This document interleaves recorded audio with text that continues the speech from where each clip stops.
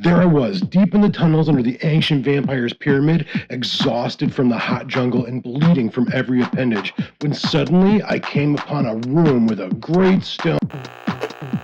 Oh, hi. I didn't see you there. I'm 90s Nate, and I'm here to punch a hot vampire book review right in your face. Polish your katanas, buckle your trench coats, and strap up your boots because we're going old school. 90s Nate reviews classic World of Darkness books, but only the most kick-ass ones. This week, I review Awakening Diablerie, Mexico. And forget 2D10. You better get yourself a big old pile of dice, dudes.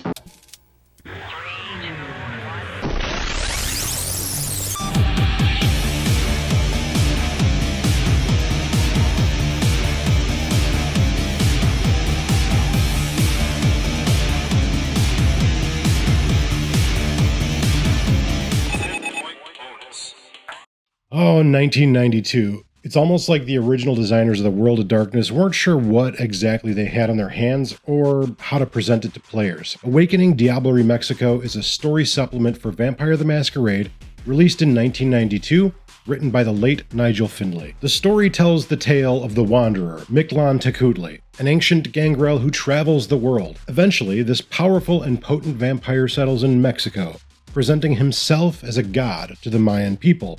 However, after many years, the gangrel Methuselah sank into torpor at the bottom of a pyramid, hidden by treacherous jungle. Following rumors of this buried ancient vampire, the player coterie travels to Mexico in search of the ultimate prize, the intoxicating power of the Vitae buried deep in the jungle. First, Awakening goes into detail about the deed of Diablerie, both the benefits and the drawbacks of the act. I admit this is an in-depth exploration of the cannibalistic nature of the Amaranth and worth the read if you're curious about a foundational element of Vampire the Masquerade. That said, unless you're only familiar with the first edition Vampire, the mechanical portions of this chapter aren't going to be of much use to you. Flavor. It's all about flavor. This book also introduces the power gamer's favorite thaumaturgy ritual, the Ritual of the Bitter Rose. This delicious little gem allows multiple vampires to benefit from the diablerie of one single elder. Let's be clear about what this book presents. Neonates, their words, not mine, with the opportunity to diablerize a 4th generation gangrel and each gain power from the act. Yes, in retrospect, this is pretty damn crazy. But worry not, power-mad storytellers. The scenario is plenty lethal and will likely kill most starting player characters. As presented in Chapter 4, the actual story that unfurls is Campbell's tomato soup thin. There are many just give your players the info or drop some hints scenarios. There's a vampire archaeologist, a Brujah without Brujah disciplines, and the vague threat of other kindred thirsty for evidence. Based on the age of the book and the period of release, the author assumes your chronicle starts in Chicago. It's stated that you can quickly adapt the story to any city. It doesn't really matter at all. The actual geographic location of your story is moot. It's basically a non-factor. The first real challenge I see for anyone running this game is how you manage to get your neonates from wherever your game takes place to the Yucatan Peninsula. No, there is a single piece of advice. Both towns have airports if the neonates decide to risk travel by plane. Anyway, don't think about it too much. From their arrival in the region, the player coterie now has dozens of miles worth of dense jungle to traverse, which they can get through at no faster than about 1 mile an hour.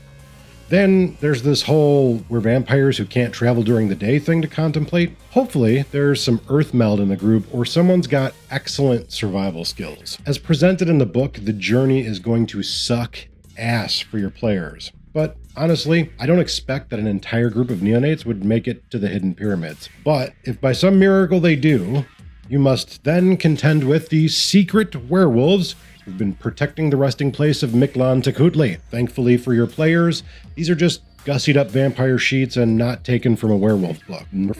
So, less thankfully for them, the werewolves have 6 dots of celerity on their sheet. So, it's like a mixed bag, right? Once you get past the werewolves and some big rocks, Your players enter the promised dungeon crawl. It is replete with traps, angry wildlife, middling vampire enemies, and secret Zelda 2 style fights against themselves. The scenario gives your vampire troupe everything they need to have a good old-fashioned D&D game using their katana-wielding, pistol-slinging, combat monster vampires. If your players make it to the end, and that's a big if, they get the mega awesome boss fight.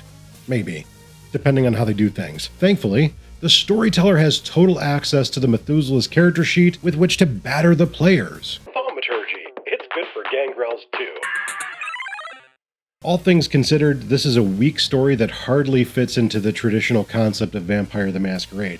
However, it's very much of its time in terms of gameplay, story, etc. If you are somewhat new to the world of darkness and Vampire the Masquerade, you should probably avoid using this story as a guide for what the game should be. I mean, I don't want to tell you how to play your game, but this story is undoubtedly a beer and pretzels type scenario. However, if you've got a few hours and friends to burn, this story can be some good old-fashioned power gaming fun. My grade for Awakening Diablerie Mexico is a D-. I mean, let's be honest here.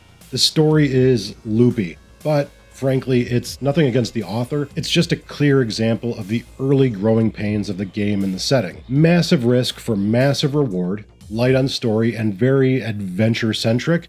White Wolf was clearly unsure how to step out of the D&D style modular play and into the gothic punk personal horror that would solidify with the second edition of the game and beyond. If you're interested in picking up a copy of Awakening, you can get it on DriveThruRPG for $6, or you can buy the Diablerie sourcebook on DriveThruRPG, which includes this book and Diablerie Britain, also for $6.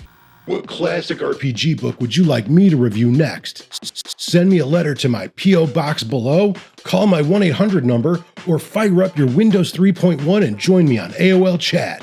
Until next time, I'm 90s Nate, and I gotta bounce.